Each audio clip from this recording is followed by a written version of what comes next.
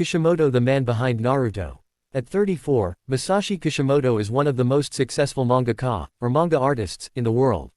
His long-running series about ninja in training Naruto Uzumaki has sold tens of millions of books around the world. Kishimoto, born in the rural prefecture of Okayama, lives in Tokyo, where he works with several assistants. Although Naruto can be insufferably cocky at times, Kishimoto seems a bit overwhelmed by the runaway success of his first major creation. It's rather awkward to talk about what makes Naruto appealing to audiences, but I think his being a knucklehead gives him an appeal, Kishimoto said in an interview conducted via email with help from translator Hiromi Sila. Perfect heroes are cool, but no one can really empathize or identify with them.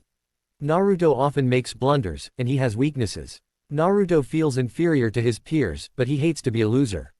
Although he doesn't think about it too much, he knows he hates to lose, and we all know what that feels like. I think readers see themselves in Naruto, and that's what appeals to them. They can empathize with him and his weaknesses.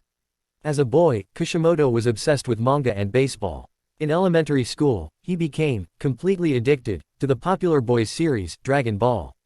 His interest gradually expanded to include other manga series, notably Katsuhiro Otomo's landmark, Akira. Kishimoto explained that he was so focused on his drawings that he did poorly in high school, ranking 30th in a class of 31. While in art school, Kishimoto won a contest for aspiring manga artists with his story, Karakuri, Mechanism. His next work, a manga short story about a fox spirit disguised as a human, foxes are traditional shapeshifters in Japanese folklore, named Naruto, appeared in 1997. 2 years later, a new version of Naruto premiered as a serial in the magazine Weekly Shonen Jump and scored an immediate hit. Although the name was the same, the new version of Naruto was very different from the previous story. The Hidden Leaf village of ninjas was nearly destroyed by a nine-tailed fox demon, a creature so terrible it was seen as divine punishment.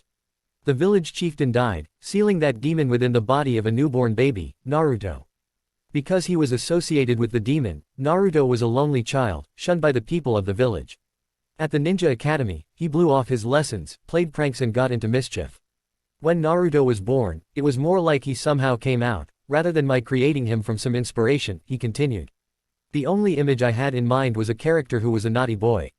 I was a poor student, but unlike Naruto, I was the type of poor student who gave up easily and pondered things that weren't worth pondering. I wanted Naruto to be different. He was created based on my self-image of my own childhood, but different from how I really was. His impish nature and spotty record make Naruto a come-from-behind kid.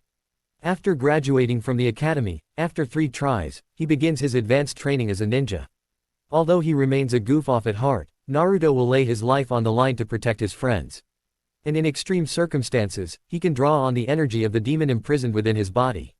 Under the supervision of his teacher, Kakashi, he goes on missions in a team with his rival Sasuke and Sakura, on whom he nurtures a crush.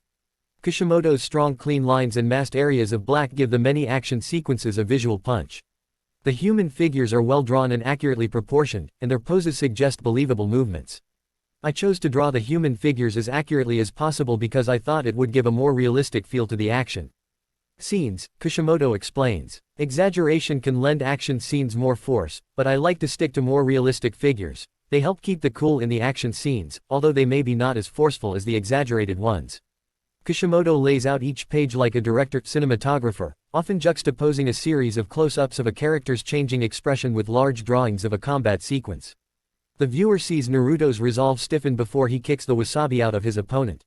I watch a lot of movies, and I tend to be influenced by scenes that intrigue me, that make me want to use the same effects or technique, Kishimoto explains. I once adopted actor-director Takeshi Kitano's technique of shooting objects from a great distance to stifle the emotion in the scene. I like the way Quentin Tarantino creates a scene using a series of close-ups or showing very cool images of a person or people walking on some ordinary street in slow motion. I wish I could achieve that kind of slow motion effect in manga, but it's rather difficult to draw. The only things we can play with are tones of black and white. I also like Michael Bay's technique of shooting a scene against the background light. I'd like to try this in manga, but again it would be rather difficult. While still a student, Kishimoto studied the work of some of the most famous manga artists and Japanese animators.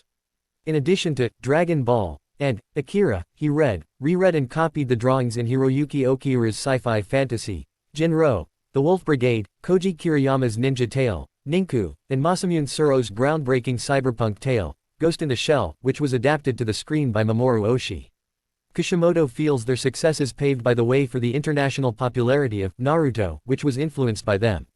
I didn't think much about foreign readers when I began Naruto, but I knew that many of the artists who influenced me had already been accepted overseas, he concluded. All the people I was influenced by have been very successful in other countries, which may be why it was easier for my work to be accepted there.